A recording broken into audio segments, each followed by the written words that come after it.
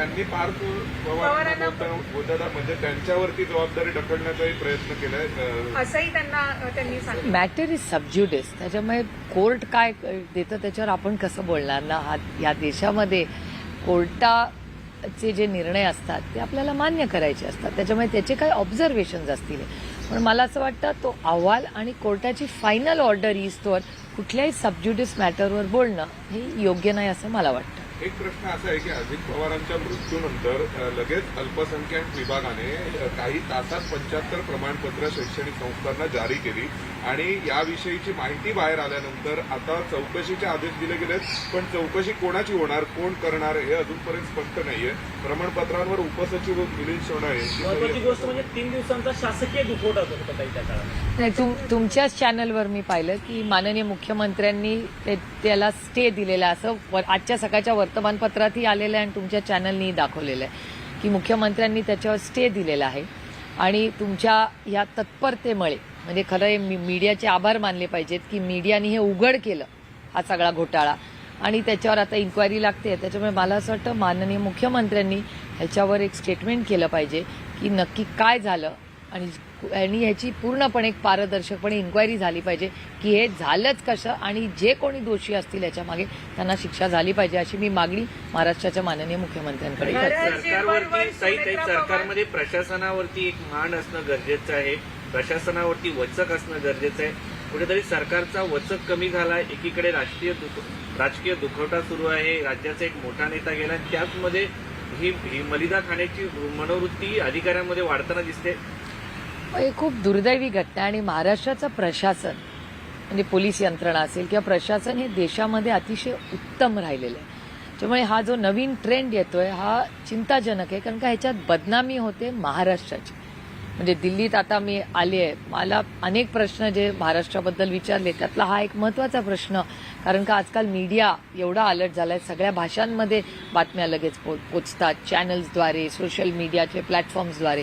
त्यामुळे याच्यात महाराष्ट्राचीही आणि महाराष्ट्राच्या प्रशासनाची दुर्दैवाने बदनामी होते. त्यामुळे हे महाराष्ट्राच्या हिताचं नाही असं आणि माझी अपेक्षा आहे की महाराष्ट्राच्या माननीय मुख्यमंत्र्यांनी याचा जातीने लक्ष घालून अशा गोष्टी पुन्हा महाराष्ट्रात होणार नाही याची खबरदारी घेतली पाहिजे. एक असं आहे की त्यांच्या मृत्यूनंतर काही GRही जारी झाले, त्याशिवाय हे प्रमाणपत्र अशा प्रकारे सही करण्यात आली. या 2 मुद्दे आहेत. एक तर बहीण म्हणून तुम्हाला काय वाटतं की भावाचा मृत्यू झाल्यानंतर तो नेता होता तरी सुद्धा अशा घटना घडल्या, आणि दुसरा मुद्दा विरोधी पक्ष म्हणून तुम्हाला काय वाटतं मंत्र्याच्या अनुपस्थितीमध्ये अशा प्रकारे फायली क्लिअर केल्या जातात. काही ठिकाणांना काहीच लोकांना लाभ दिला गेला असं दिसतं. म्हणजे माणुसकीचं काय हो, माणुसकी राहिली आहे का नाही.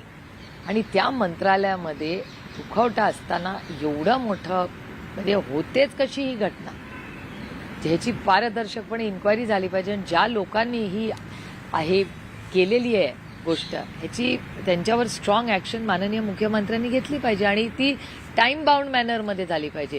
काय 6 महिने 1 वर्ष 2 वर्ष चालणार नाही. माझी अपेक्षा आहे की देवेंद्रजींनी त्यांचा इतके वर्ष प्रशासनाचा अनुभव राहिलेला आहे, महाराष्ट्राचे मुख्यमंत्री राहिलेले आहेत. माझी अपेक्षा आहे की माणुसकीच्या नात्याने त्यांनी तातडीने याच्यावर ऍक्शन घेतली पाहिजे. एकीकडे पक्ष दुःखवटीत होता, एकीकडे पक्ष खूप दुःखात होता.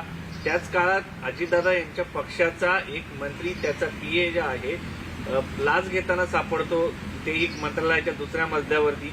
याकडे जिरवाळ बद्दल बोलतायत ते आणि ते एकतर लाच पकडताना सापडले गेले. एक त्याच्यावरती प्रतिक्रिया द्या. बरोबरच हे सांगितलं जात आहे की सुनेत्रा पवार यांची ही एक टेस्ट आहे आणि त्यात त्यांनी नाराजगी व्यक्त केली. नाही, मला माहिती नाही नाराजी व्यक्त केली का नाही. मी कसं सांगणार, मी तिथे नव्हते. त्याच्यामुळे मी काय कन्फर्म करू शकत नाही आणि चॅनल्स म्हणतायत म्हणून त्याच्यावर अयोग्य राहील मी काय बोलणं.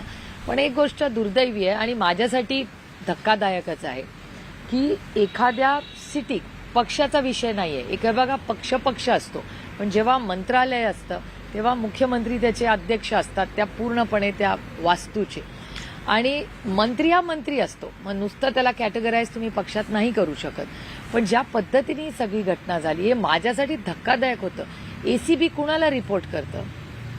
ACB हे रिपोर्ट करतं होम मिनिस्ट्रीला, करेक्ट? ज्या 6व्या मजल्यावर महाराष्ट्राचे माननीय मुख्यमंत्री बसतात, होम मिनिस्ट्री माननीय मुख्यमंत्र्यांकडे, त्या माननीय मुख्यमंत्री ज्या 6व्या माळ्यावर बसतात त्या 6व्या माळ्यावरच्या होम मिनिस्ट्रीनीच 3ऱ्या-4थ्या मजल्याच्या त्यांच्याच कॅबिनेटमधल्या त्यांच्याच मंत्र्याच्या इथे ACB जाणं हे धक्कादायक नाहीये का? मग ही कंप्लेंट केली कोणी?